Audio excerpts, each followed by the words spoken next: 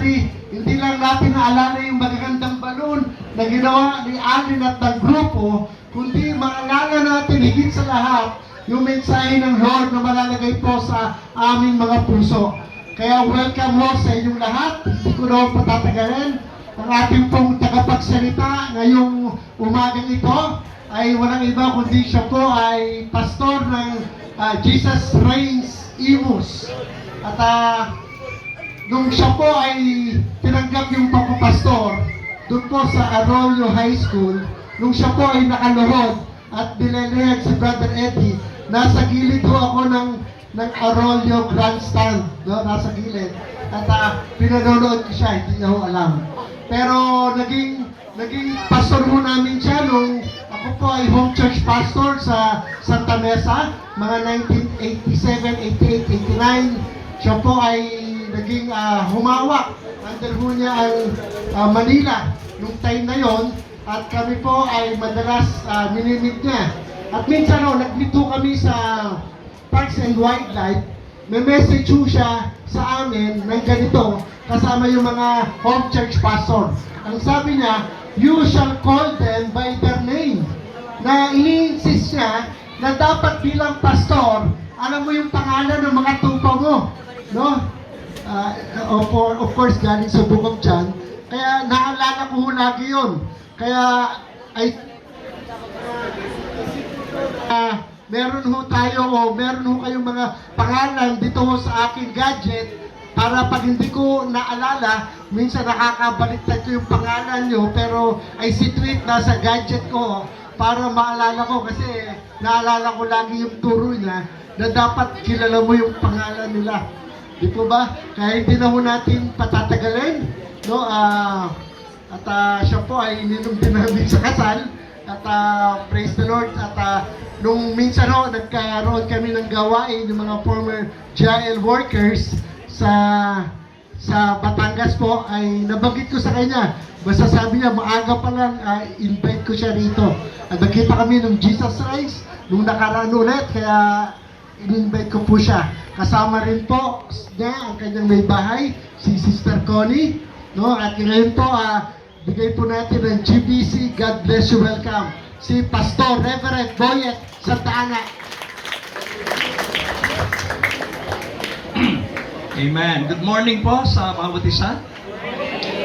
So before I start with my message, napakaganda po ng inyong tema tungkol sa Blessed Beyond Borders.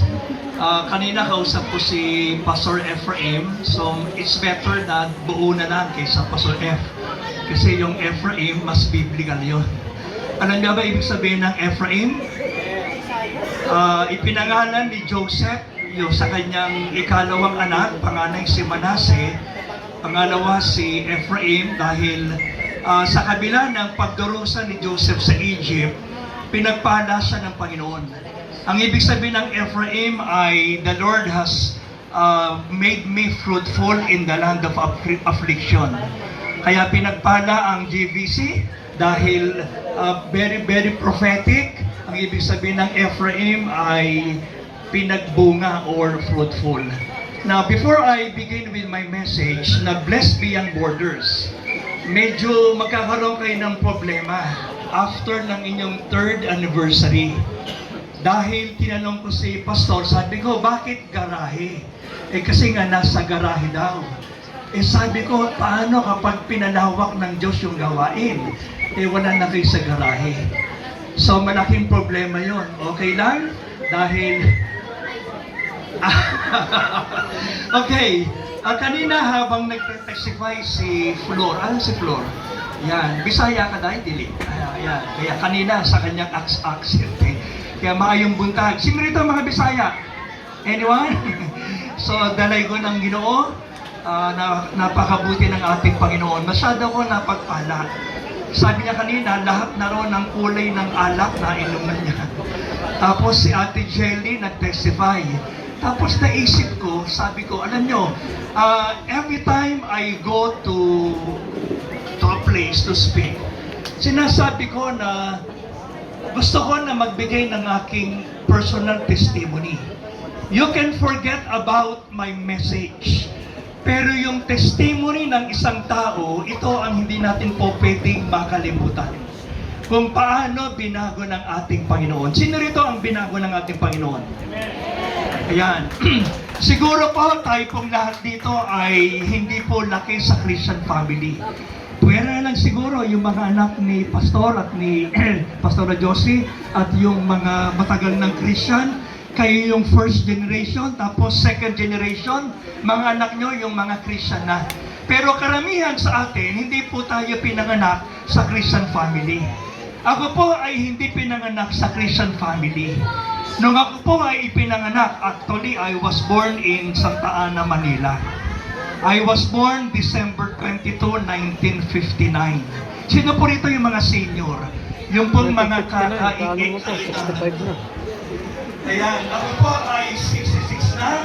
Ngayon po December 22, ako po ay 167 na. Pero alam niyo po ba na yung 60, ito po ang tinatawag na near 40. Kaya parang tumatanda sa mga nagtitipon sa ating to with us. At ang apelyido ng tatay ko ay Santa Ana. Kaya ako po ay Emmanuel Santa Ana. Ang apelyido po ng nanay ko ay San Pedro. Kaya ang kumpletong pangalan ko po ay Emmanuel San Pedro Santa Ana. At napangasawa ko po si Pastor Honey na ang kanyang tunay na pangalan ay Concepcion. Dahil pinanganak siya ng December 8. Immaculate Concepcion. Ang apelyido po ng tatay niya ay San Jose. Kaya ang kumpletong pangalan niya po ay Concepcion.